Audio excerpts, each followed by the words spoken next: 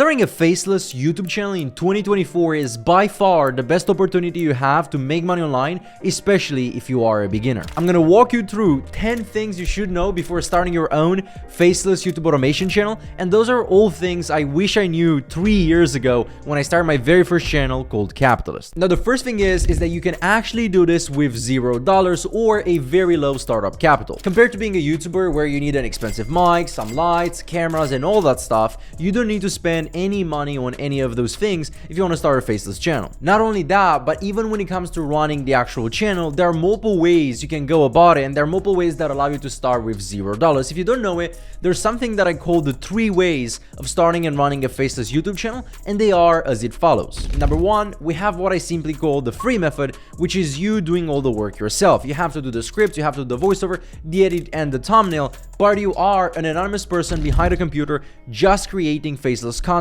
and making money for it. This basically allows you to start a business model and reap the rewards for pretty much $0. Now, the second method of running a faceless YouTube channel is the paid method, and this method is mostly suited for people who don't have a lot of time or don't want to spend a lot of time doing all the work themselves, but they have a little bit of money and a little bit of capital that they decide to put at work. What I mean by this is that instead of doing all the content creation parts yourself, again, the script, the voiceover, the edit, and the thumbnail, you outsource it, you delegate that work to freelancers on platforms like Fiverr or Upwork.com, and on average you can do that with $50, maybe $60 per video, which is pretty good for all that work. Now the third method, which is my favorite one, especially if you're just starting and maybe you have a little bit of money saved up, a couple $100, is the hybrid method. The hybrid method, as you can probably imagine, is just a combination between the two, where instead of doing all the content yourself or doing none of the content yourself, you can choose which of the parts you want to do, and you can choose which of the parts you want to outsource. For example, let's say you're passionate about design and video editing,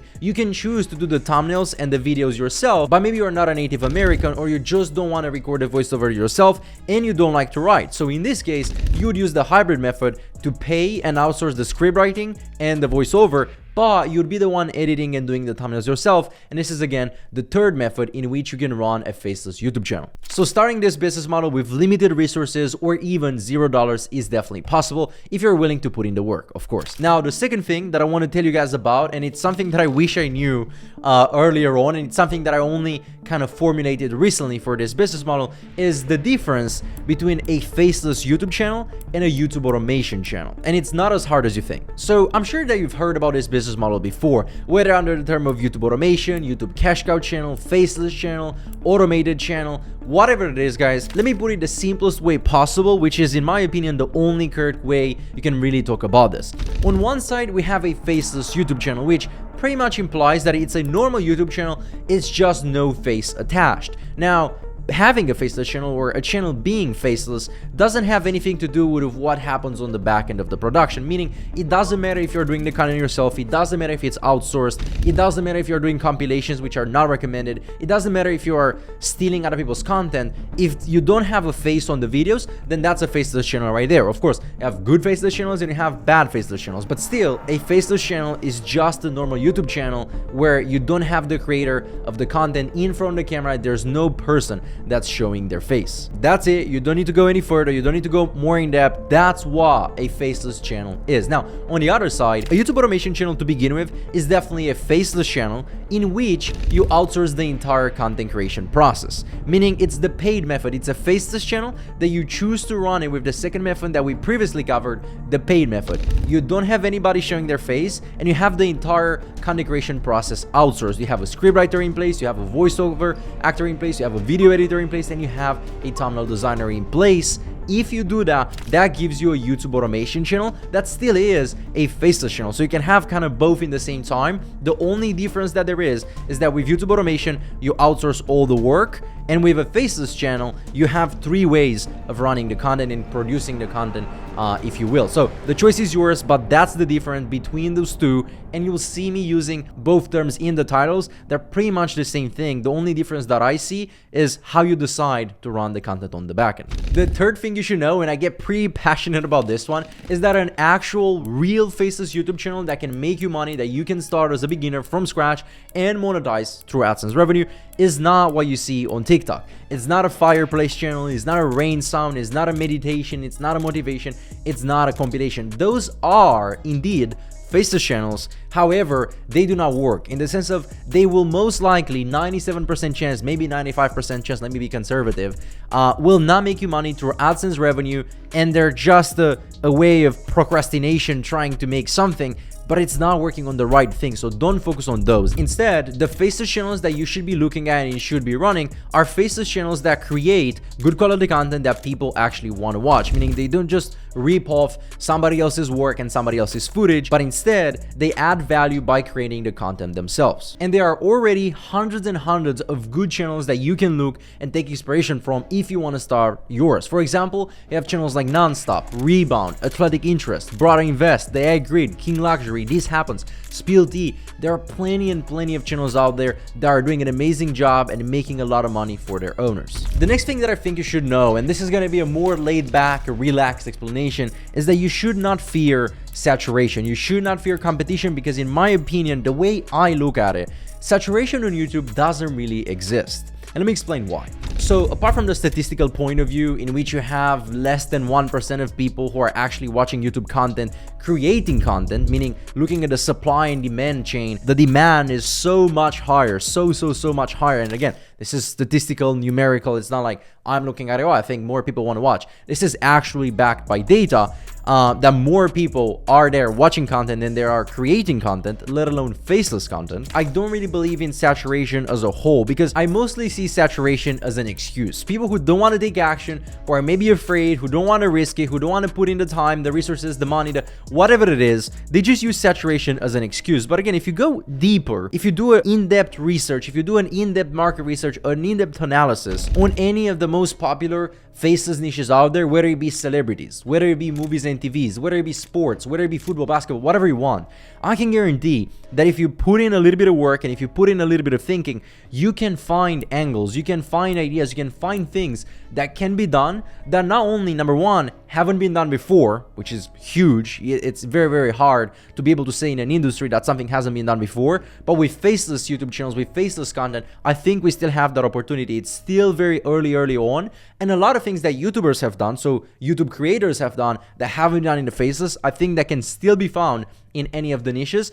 I also think that point number two here is, even if it's been done before, there is so much room for improvement. You can go in any niche, take what's already working and make it better. Take what's already working and add a twist, add a spin. Now, that's pretty much how I believe anybody can defeat saturation. Now, am I saying that there's a huge gap and a huge untapped opportunity in the market? Yes, that's exactly what I'm saying right here, and I'm not joking, but it's not the way you think. It's not in the sense of like, oh, nobody has ever done a car channel before. Oh, nobody has ever done a business, a luxury, a this or that channel before. Yes, they have. The opportunity is starting. People are already starting to take action and create channels, but because it's so early and because there are so few channels, there are so many things that are untapped, so many ideas, so many angles, so many points of view, so many ways of creating content, so many ways of taking inspiration, so many ways of replicating what's already working. So guys, I genuinely believe that right now it's the best time to start a faceless YouTube channel. So to quote Warren Buffett once again, the best time to plant a seed was 10 years ago, and the second best time is today. Couldn't be more true for faceless YouTube channels. Now it's by far the best time. In the next couple of months, as we're going to be publishing more and more videos, more and more content, I plan on putting this business on the map. I want everybody to know about it, and the ones that want to take action and be players in the game, then I invite you all to start and scale faceless channels, because again, I truly believe that it's one of the best, if not the best opportunities to make money online in 2024, especially for beginners. So guys, best time is now. Don't fear saturation, don't fear competition. There's still plenty of room. And actually, the next thing that I want to talk about, the next thing that I think you should know, is that when looking at saturation and when looking at competition, in my opinion, competitors can actually help you if you do it smart. So here's how. So what I see happening pretty often with competitors, they usually play two roles in the market. Number one, some people fear them and some people say, oh, this guy already has an established channel, there's no way I can go in there, and there's no way I can create a channel, there's no way I can make money, which is false. That's not true. You can actually do it. And also, the second thing that I see people using competitors, it's also wrong, is just copying them. You see a video about, I don't know, top 10 most expensive hotels in the United States, and then somebody goes in there and does something like top 15 most expensive hotels in the United States and expect that video to work. Now, that can work, don't get me wrong, but the chances of it working are very low. You're pretty much just copying. The person already did the research. The person already came up with the idea, came up with the angle. You're just adding 5 more hotels to it. It's not adding sufficient value for the people to want to watch the content. But instead, the way I like to look at competitors and the way I like to think about this is I want to see what's working for them, and I want to identify patterns, right? So what are the commonalities? What are the common things between the videos that they have that are working, and try to extract, try to get the idea, try to understand why is it, what's the angle, what makes people curious, what makes people want to watch, what makes people want to click that this video has, so I can replicate that for my own video. And again, when I say replicate, I don't mean copy. They're doing 7, I'm doing 10. They're doing 20, I'm doing 40. Now, that can work sometimes. You might also see me doing it on this channel, but if I believe I can add more value, I can tell a different story. But with Faceless YouTube channels, you most likely want to model an idea, not copy it, and come up with a different angle, come up with a different twist. I'm going to show you right now on the screen 2 examples of Faceless YouTube channels that have done a very good job modeling a previously existing idea instead of copying. You can see this video right here that it started from an originally good idea, originally successful video that worked, and then they added a twist, they added a spin to it. They made a similar video with a similar thumbnail that still performed because they changed something a little bit, and it's the same case with this second video. Now you can pause and you can look at it a little bit more if you want to understand what they've done, but I might be covering that more in depth in another video, so let's go to the next point. Now that you know what's my take and how I approach competition, I also want you guys to know and to realize that every niche, no matter if you choose sports, basketball, football, history, business, tech, finance, anything you want, anything has pros and it has cons. So every niche out there, there are some good things about it and there are some bad things about it. And what's even more interesting is that what can be a good thing for me might be a bad thing for you, and what's a good thing for you might be a bad thing for me. So this is very, very subjective, and it's very dependent on the person who decides to start a channel. So let me explain this a little bit more. When looking to start a new channel and you're looking for a niche, there are multiple factors that you want to consider. How much money can a channel in that niche make? For how long can you run a channel like that? How expensive is it to create a content, or how hard is it to create a content? How many competitors are out there? How much money the competitors are making? How much time it takes you to get monetized? How much time it takes you to start making $3,000, $5,000, $10,000 per month, right? And all those things require you to do research, put in the work, and actually look at the data that's already present out there. There's no shortcut around it. There's no magic tool, magic person who can tell you, oh, start this niche, or oh, start a niche. To put it simply and to keep it short, what I like to do when starting a new channel and choosing a new niche, which you're gonna see me doing here very shortly on this channel, documenting the journey, is gonna be this. I make a list of the niches that I like, right? I genuinely like a car channel, finance, investing, business, sports, whatever it is, right? I make a list of them, and then the way I choose between them is not which one I like the most, but I like to choose the cons. So I like to choose the negative things that I can live with. Meaning, for example, for me, waiting 6 months, 8 months, 9 months, maybe even 12 months for a channel to start making money is something that I can live with. Some channels take a longer period of time to start getting traction and to start making money, which for most people, myself included, a couple months ago, or maybe when I started, for sure, that was a con. I didn't want to wait 6 months. I didn't want to wait 9 months. I didn't want to wait 12 months. I wanted to make money fast. Now, right now, I can wait. And by being able to choose that, hey, I'm okay with this channel not making money, any money for 6 months, 9 months, and 12 months, I already separate myself because not a lot of people are willing to wait. So this is one example of choosing a downside, choosing the negative of your channel. Another example is, let's say, some channels require you to stay very up to date with the news. If you do a celebrity channel or a news channel or a football or a sports news channel, you have to be connected. You have to be in the day-to-day. You have to know what's happening. Maybe a crypto channel, right? You have to know what's happening every single day, every single time a news comes out. You want to be the first one. That's negative in my opinion. That's a small downside that you have right there, because you always have to be connected. That, for example, I'm not willing to do. I'm not willing to spend so much time researching and staying connected. But for you out there, if you're a beginner, if you have more time in your hands, then this will be an advantage for you, because a lot of people like me who have been running 1 or 2 or maybe 3 channels, maybe more, don't want to wait all the time, don't want to spend all this time researching and staying up to the game. But if you're a beginner and you have more time, that's something that you can use as an advantage. And another one that you can have that's pretty easy to understand, and I want to put it out there, is money. Right? If you look at the channel, let's say a history channel is going to be more expensive than $40 or $50 to produce per video. It's maybe going to be 80, 100, 120, and not a lot of people afford, or not necessarily afford, but not a lot of people want to pay that much for a video, which again, it's a negative. The cost is higher. How many people are going to choose it? For example, I can be okay with a higher cost per video if I have a bigger budget or more money that I want to invest. So this is how I want you guys to look at niches.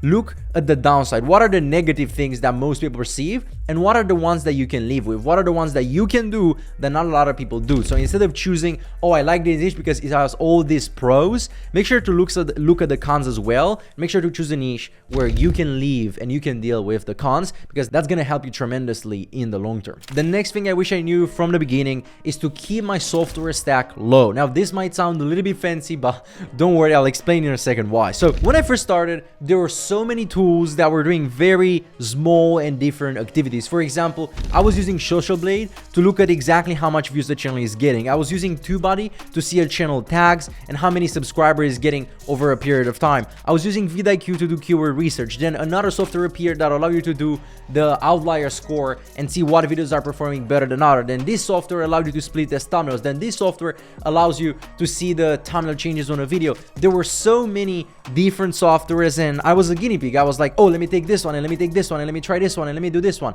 But now, guys, in today's day and age, I think there has been one software out there that I've been looking into recently, and I'm not affiliated with them. I'm not sponsored by them. I'm not doing any sponsorships on this channel, and that is vidIQ, that is doing the majority of the work. So if I were to start today, if I were to start over, I would only have vidIQ, maybe TubeBuddy, so you can do A/B testing if you're a little bit more advanced. But vidIQ today gives you all the research tools, give you all the data that you need, all the information that you need in YouTube and in the studio that I have, basically in the keyword research process. They give you all the information that when I first started, you needed to have like 5, 6, maybe even 7 softwares to see. vidIQ does it all today. So don't get fancy. Don't pay for all these softwares, all these subscriptions. Just give vidIQ maybe the free plan or the $5 per month plan on TubeBuddy, and you're good to go. Don't overcomplicate us. Which leads me to my next thing, which is something that if you guys get something out of my videos, would be this: to not get fancy and to keep the main thing the main thing. And in my opinion, when it comes to Faceless YouTube channels, keeping the main thing